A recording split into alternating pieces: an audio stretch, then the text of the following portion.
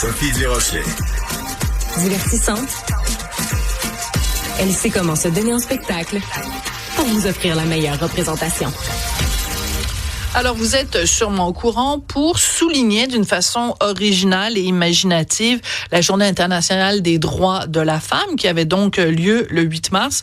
L'Université de Montréal et la Société des transports de Montréal ont eu une idée, c'est de prendre la carte de métro de Montréal et de rebaptiser les stations pour faire en sorte que les 68 stations, 69 c'est autre chose, les 68 stations portent toutes des noms de femmes. Sauf que ça n'a pas fait l'unanimité. Je vous invite à réécouter une entrevue que j'ai faite vendredi avec Chantal Ringuet, qui est à l'origine de ce projet-là, parce qu'à la fin de l'entrevue, elle m'a raccroché au nez. Mais sur les médias sociaux, moi, partout, Facebook, LinkedIn, Twitter, mais partout, j'ai vu des discussions, des hommes, des femmes qui disaient, voyons comment ça se fait que Pauline Marois est pas là, comment ça se fait que Jeannette Bertrand est pas là. Parmi les personnes qui ont beaucoup réagi, il y a Sophie Laplante, elle est directrice du comité femmes en sécurité pour l'association ASIS Québec, donc une association de gens qui travaillent dans les systèmes d'informatique. Madame Laplante, bonjour. Bonjour. Vous avez été très vocale sur les médias sociaux, en particulier sur le réseau LinkedIn. Qu'est-ce qui vous a choqué dans cette carte de métro-là? D'abord et avant tout, moi, j'ai été une militante féministe de l'ancienne génération. Jeannette Bertrand a eu une grande place dans ma vie. Elle a eu une grande place dans la vie de ma mère, surtout. Elle a réveillé beaucoup de femmes au Québec. Pauline Marois était un modèle en politique, qu'on soit pour ou contre. C'est ce qui m'a choqué le plus, c'est de pas voir des modèles qui sont des monuments au Québec. Et à moins de vivre en dessous d'une roche, ne pas connaître Jeannette Bertrand, c'est selon moi incroyable. Et c'est une omission qui semblerait un peu volontaire.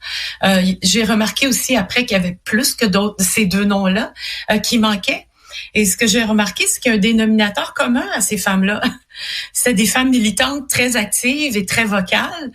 Peut-être pas toujours été de convenance avec certaines idéologies, mais le principe reste le même, c'est que dans l'inclusion, on peut pas exclure. Donc, des monuments comme ça, je me disais, ça n'a pas d'allure, c'est volontaire ou il y a quelque chose de malveillant, on dirait, en arrière. Alors, c'est important de mentionner que pour faire suite à cette entrevue-là de vendredi qui a beaucoup fait jaser, mon collègue Hugo Veilleux, qui est journaliste à La Recherche, a envoyé une invitation à Daniel Jutras. Daniel Jutras, qui est donc le recteur de l'Université de Montréal, qui, lui, n'avait que des bons mots pour cette carte. Sur le site de l'Université de Montréal, il y avait quelqu'un qui était manifestement un préposé à la réponse sur les médias sociaux, qui a répondu à tous les gens qui se sont plaints en disant toujours la même chose. On est pour la diversité, on est pour la diversité. Mais Monsieur Jutras, il a refusé de venir en entrevue avec nous. Il a décliné l'entrevue en disant tout a été dit vendredi. Moi, je trouve ça très dommage, Madame Laplante. J'aurais beaucoup aimé avoir cette discussion-là.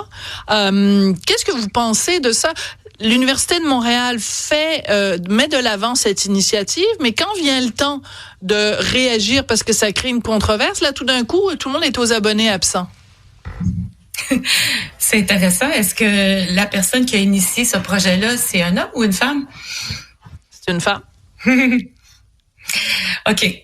C'est étonnant qu'on ne réponde pas aux questions. Ça vient d'un homme, là, en ce moment, qui ne répond pas, qui n'est pas intéressé à la discussion.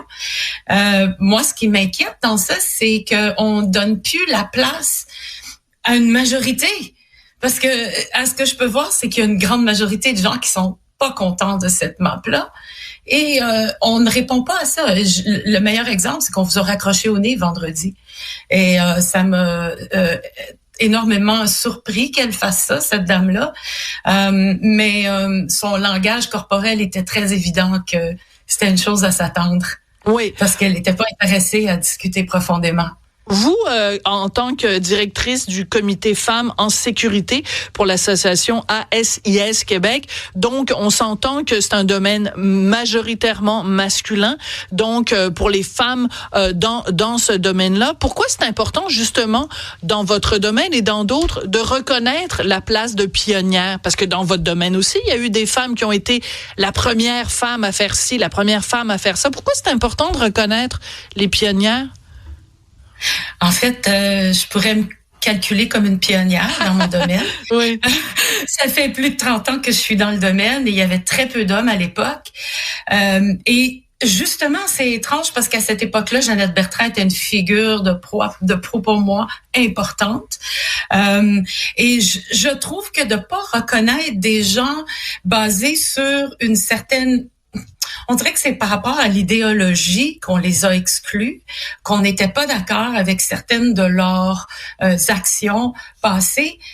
Mais on peut pas, quand on inclut, on ne peut pas nier le fait elles ont débroussaillé le féminisme au Québec.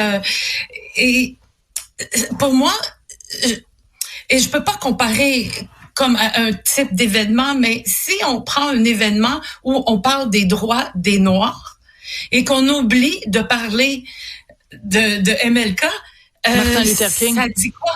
Ouais. Oui, Martin Luther King. C'est comme on oublie la racine de ce mouvement-là. C'est bien dit. Alors, d'omettre Jeannette ou Pauline ou Lise Payette ou Julie Payette. Il y a plein de femmes qui n'ont pas été nommées, les femmes sportives non plus, en passant. C'est comme de couper la racine. Et là, j'ai l'impression qu'on perd nos racines. C'est pas la première fois que j'ai l'impression qu'on reçoit une gifle comme femme au Québec. Alors, moi, je trouve qu'il faut qu'on ait le droit de parole à ce sujet-là. Et ce n'est pas contre le mouvement. Ça n'a rien à voir. C'est normal d'être en désaccord, parfois, mais il faut être capable de discuter. Alors les opinions doivent se discuter. Alors ça, c'est très amusant que vous ameniez ce point-là parce que moi, sur ma page Facebook, j'ai partagé donc la fameuse entrevue avec Madame Ringuet, Cybèle, écoute ça. Et là, il y a plein de gens qui commentaient, tu sais. Puis à un moment donné, il y a Michel Robida. Michel Robida, on le connaît, c'est un designer de mode. Tu sais, il a fait des robes pour Julie Snyder puis pour plein de monde à la télévision puis tout. Fait que là, il m'écrit Michel Robida, puis là, il me dit c'est tellement plate de voir des femmes se chicaner le jour de la Journée internationale de la femme, puis avec des amis comme vous, on n'a pas besoin d'ennemis, puis au lieu de souligner l'initiative, vous êtes là à critiquer, puis vous avez orchestré une campagne contre ça. Fait que j'ai répondu à monsieur Robida, j'ai dit, c'est quand même drôle. Et parce qu'on est des femmes, parce qu'on a en commun d'avoir, mettons, des ovaires, on doit toutes penser pareil. On dirait pas ça à un gars. On dirait pas à un gars, hey, c'est la journée de, je sais pas moi, du Super Bowl, vous avez pas d'affaire à critiquer d'autres gars. Pourquoi? Parce qu'on est des femmes, il faut qu'on soit toutes d'accord. Je dirais, moi, c'est peut-être que vous et moi, il y a plein de dossiers sur lesquels on n'est pas d'accord. Exact. Mais il y a des choses qui sont historiques. Donc, on a des dates, on a des faits. Donc, ça, c'est plus que juste des opinions, c'est des faits. Alors, c'est ça qui est assez étrange d'omettre. Parce que oui, sur des opinions de couleur, de design, de toutes sortes de choses, on a le droit à avoir. Mais là, on parle de l'histoire. On parle de notre histoire québécoise, là. Tout à fait. Donc, c'est pas une question d'opinion, savoir on l'aime ou on l'aime pas. C'est qu'elle a été là. Il y a même pas Jeanne Mance, de toute façon. C'est vraiment complètement ahurissant. Juste très rapidement, parce que je trouve que c'est important de donner la parole aussi à plein de gens. Il y a quelqu'un qui est auxiliaire d'enseignement à l'Université de Montréal qui m'a répondu en disant, écoutez, les gens là qui sont d'origine européenne, française, hétérosexuelle, on leur rend hommage tout le temps. Cette carte-là, c'est l'occasion de rendre hommage à des gens qui font la diversité de genre, la diversité culturelle et la diversité d'orientation sexuelle. Ben, j'ai répondu, j'ai dit, quand on rend hommage à quelqu'un, on s'en contrefiche avec qui il couche. Super. Est-ce quelqu'un de pertinent qui a fait quelque chose? Moi, je ne sais pas avec qui a couché Jeannette Bertrand, mais je suis en mots, t'as dit ce qu'elle a fait pour le Québec. Merci beaucoup, Sophie Laplante. Ça a été très intéressant. Je rappelle que vous êtes directrice du comité Femmes en sécurité pour l'association ASIS Québec. Merci beaucoup, Madame Laplante. Merci beaucoup à vous, Sophie.